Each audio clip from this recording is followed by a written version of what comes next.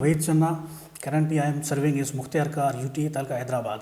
Basically I am from कंबर शिदात coat district. मेरी early education जो हुई थी वो वहीं पे हुई थी। नसीराबाद डिग्री कॉलेज से मैंने ग्रेजुएशन की। ग्रेजुएशन करने के बाद मैं सिंधु यूनिवर्सिटी आ गया 2014 में and I pass 2018 PMS and remain unallocated. In 2019 I got allocated as Mukhtar Kar.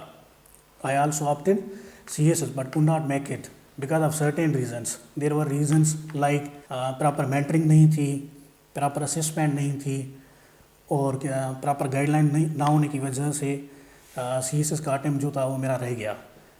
But मैंने कभी गिव अप नहीं किया। I do not believe in the policy of giving up. I believe कि आपको डिटरमाइंड रहना चाहिए, आपको ऑप्टिमिस्टिक रहना चाहिए so that you can materialise the dream that you have seen, that you have watched. तो उस ड्रीम को परस्यू करने के लिए मैंने कभी भी गिव अप नहीं किया। To counter my financial compulsion so I started teaching CSS and PCS candidates in Hyderabad. तो मैंने अपनी जो जर्नी थी वो इस हिसाब से स्टार्ट की और ultimately with the blessing of Allah Almighty and with the prayers of my whole family, I got allocated as Mukhtar Kar in CC19, and nowadays I am serving as UT Mukhtar Kar in Hyderabad. It plays very crucial role. अगर आपके पास proper mentoring नहीं है, proper assessment नहीं करवाते, आप proper checking नहीं करवाते, proper guideline नहीं है, तो you can not materialise your dream.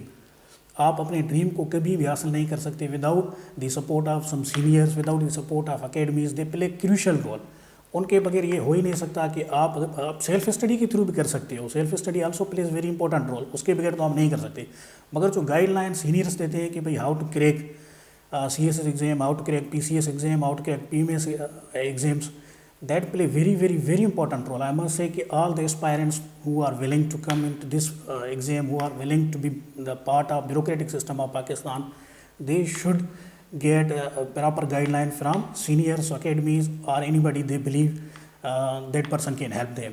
लेकिन ऑप्शनल्स का जो ट्रेंड होता है वो ट्रेंड सेटिंग होती है कि भाई आपके ऑप्शनल्स जो हैं वो कौन सा आजकल ट्रेंडिंग में चल रहे हैं। कुछ ऑप्शनल स्कोरिंग होते हैं, कुछ नॉन स्कोरिंग होते हैं। But I would like to say कि भाई आप जिसमें इंटरेस्टेड हो, आपको जो अच्छा लगता है, आप जिसमें सही परफॉर्म करते हो, आप उसी में जाएँ। ट्रेंड जो होता है वो आप ही सेट करते हो कि if you are doing something good in certain subject, तो वही सब्जेक्ट्स आपके लिए बेटर हैं कि जिसमें आप इंटरेस्टेड हो, आप यू आर परफॉर्मिंग वेल। जिस सब्जेक्ट में आप इंटरेस्टेड हो, सही परफॉर्म कर रहे हो, आपको उसी में जाना चाहिए। Otherwise there are so many subjects, बहुत सारे सब्जेक्ट्स हैं कि जिनमें आपको लगता है कि यू आर नॉट विलिंग, ये आपको मज़ा नहीं दे रहे, तो आप उसी में चले जाते हैं just for the sake of securing good marks. तो अल्टीमेटली इस हिसाब से भी आपके स्कोर डाउन हो सकता है क्योंकि आप उसको दिल से पढ़ ही नहीं रहे। तो बेटर यही है कि जिस सब्जेक्ट में आप इंटरेस्टेड हो you should go for that. लेकिन इंग्लिश इज़ वेरी इंपॉर्टेंट। आपकी सारी CSS without the regional language के जो सब्जेक्ट होते हैं लाइक सिंधी, पंजाबी, वही आपके सब्जेक्ट होते हैं आपकी नेटिव लैंग्वेज में, आपकी रीजनल लैंग्वेज में। अदरवाइज ऑल द सब्जेक्ट्स जो हैं वो सारे के सारे सब्जेक्ट फॉल करते हैं in the category of English language. अगर आपकी इंग्लिश सही नहीं है तो आप परफॉर्म नहीं कर पाते। तो इंग्लिश के लिए मैं यही कहूँगा कि आपको डिफरेंट अकेडमीज़ भी ज्वाइन करनी चाहिए। इनकेस आपको रेनर मार्टिन है, आपको बहुत सारे इंग्लिश बुक्स हैं उनको परस्यू करना चाहिए। Wren and Martin is very important. अगर आप CSS करना चाहते हैं that's very important book. Dawn plays very important role. Dawn देखें ना, डान आपको 3-4 सब्जेक्ट्स हैं उस पर कवर करवाती है। For example Dawn helps in cracking essay, Dawn helps you in understanding current affairs, Dawn helps you in international relations, Dawn helps you in Pakistan affairs, Dawn helps you in multiple ways. उसके अलावा economist है, magazine है, different magazine से वो भी play करते हैं role. Dawn way is very important. Dawn की आप वोकेबलरी आप वहीं से उठा लें। उसकी जो स्टैंडर्ड वोकेबलरी होती है, जो रूटीन में यूज़ होती है, that play very important role. तो डान को तो आप छोड़ ही नहीं सकते। For that I would say कि आपको ज़्यादा से ज़्यादा प्रैक्टिस करनी चाहिए। यहाँ पे अलमिया ये है कि unfortunately the tragedy is that कि हमारे जो स्टूडेंट्स हैं specially belonging to rural area, जिनकी स्कूलिंग अच्छी नहीं होती, कॉलेज लाइफ अच्छी नहीं होती, कॉपी करके आते हैं, तो उनकी प्रैक्टिस ना होने की वजह से इंग्लिश वीक होती है, तो बहुत ही कम प्रैक्टिस करते हैं, तो अल्टीमेटली वो इसमें रह जाते हैं। That's why I would say कि उनको ज़्यादा से ज़्यादा प्रैक्टिस करनी चाहिए ताकि उनकी राइटिंग स्किल्स इंप्रूव हों। और ऐसा नहीं होता, बहुत सारे ये बिलीव करते हैं कि भाई आपको टफ वोकेबलरी यूज़ करनी चाहिए, बड़े बड़े जर्गोन्स यूज़ करने चाहिए, इडियम्स यूज़ करने चाहिए। That's not necessary. आप सिंपल लिख सकते हो मगर एरर फ्री होनी चाहिए। Error free language plays very important role. अगर आपकी एरर फ्री लैंग्वेज नहीं है, आपकी ग्रामर सही नहीं है, आपकी बेसिक लैंग्वेज सही नहीं है, तो आप इस एग्जाम को नहीं पास कर सकते। That's why I would say कि भाई आपको ज़्यादा से ज़्यादा प्रैक्टिस करनी चाहिए, ज़्यादा से ज़्यादा राइटिंग स्किल्स को इम्प्रूव करनी चाहिए। फॉर देट यू कैन डान को भी आप यूज़ कर सकते हो पैराफ्रेजिंग की सूरत में, कि भाई आपका एडिटोरियल आ गया, आपका ओपिनियन आ गया, उसमें क्या होता है कि आप उसको रिफ्रेज करते हो, पैराफ्रेजिंग करते हो, इससे आपके मल्टीपल बेनिफिट्स हो जाते हैं। राइटिंग प्रैक्टिस भी हो जाती है, आपका करंट अफेयर भी क्लियर हो जाता है, फ्री राइटिंग भी हो जाती है। तो practice matters a lot for writing. देखिए 2016 में मैंने ऐसे आप किया था and I got sufficient score, huge score I would say कि that was very marvellous achievement of mind in 2016। My score was 55। So I would say कि भाई ऐसे में ज़्यादातर स्टूडेंट्स इसलिए फेल होते हैं क्योंकि उनकी या तो प्रैक्टिस नहीं होती, दूसरी वो टॉपिक को सही नमूने से कंप्रीहेंड नहीं करते, टॉपिक उनको समझ नहीं आती, और व्हाट इज़ रिक्वायर्ड उस पर वो नहीं लिखते। क्या करते हैं कि भाई the unnecessary things they right, तो नतीजतन उनका ऐसे जो है वो रह जाता है। और उनका ऐसे का स्ट्रक्चर, इंग्लिश का स्ट्रक्चर, उसकी रिलेवेंसी, कोहेरेंस, टॉपिक को अंडरस्टैंड करना, कंप्रीहेंड करना, उसमें नॉलेज कितना लगाना चाहिए, उसमें डेटा कितनी फिट करनी चाहिए, ऐसे ना हो कि ऐसे वो कम लगे और वो ज़्यादा वो रिपोर्ट लग जाए। All these things matter a lot, जिन पर स्टूडेंट्स, जिन पर कैंडिडेट्स, एस्पायरेंट्स बहुत ही कम वर्क करते हैं।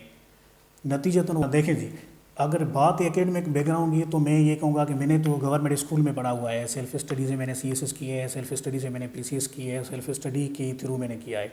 तो इसके लिए आई वुड से कि भाई अगर आप डिटरमाइंड हैं, अगर आप इस चीज़ को समझ रहे हो तो आप कर सकते हो। तो एकेडमिक बैकग्राउंड मैटर करता है अलॉट, मगर इतना मैटर नहीं करता कि भाई अगर किसी का गवर्नमेंट स्कूल से पढ़ा हुआ है, पब्लिक सेक्टर से पढ़ा हुआ है तो वो पास नहीं कर सकता। That would be wrong to से।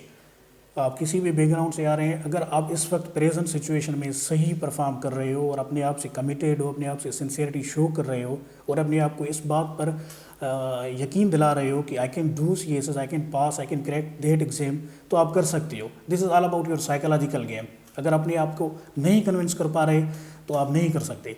तो academic background does play role, वो प्ले करता है, मगर इतना नहीं करता कि हम कह दें कि भाई कोई भी पब्लिक सेक्टर जितनी भी ऑर्गेनाइजेशन से यहाँ से जो पब्लिक सरकारी स्कूल से पढ़े हुए हैं वो नहीं कर सकते। मैं तो वहीं से पढ़ा हुआ हूँ, मेरा कोई प्राइवेट बैकग्राउंड नहीं है कि मैंने कोई प्राइवेट स्कूल्स ज्वाइन किए हो या प्राइवेट अकेडमीज ज्वाइन की हो।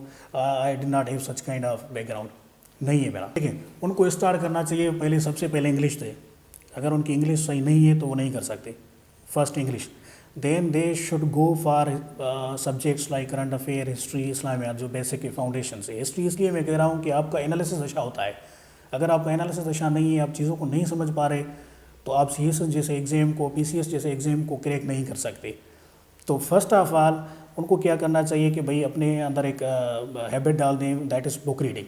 आपकी रीडिंग वास्ट होनी चाहिए, और वास्ट रीडिंग होने के लिए फर्स्ट एंड फॉरमोस्ट जो होगी वो ज़रूरत होगी आपको इंग्लिश की, क्योंकि lot of books are written in English language, that's not your language, that's not your native language. So better to go for learning English language first. आप उस पर कमांड हासिल कर लें, उसके बाद जितने भी बुक्स हैं जो बेसिक फाउंडेशन वाले बुक्स हैं जिनसे आपको पता चलता है कि CSS क्या है या PCS क्या है, then you should go for them. उनको रीड करनी चाहिए, और रीडिंग आपकी वास्ट होनी चाहिए, आपको पता चलना चाहिए, क्योंकि CSS is the exam of mature minds. यहाँ पे मैच्योर थाट्स चलते हैं। अगर आपके थाट्स मैच्योर नहीं है तो आप नहीं पास कर सकते। तो for mature thoughts you need to have vast study.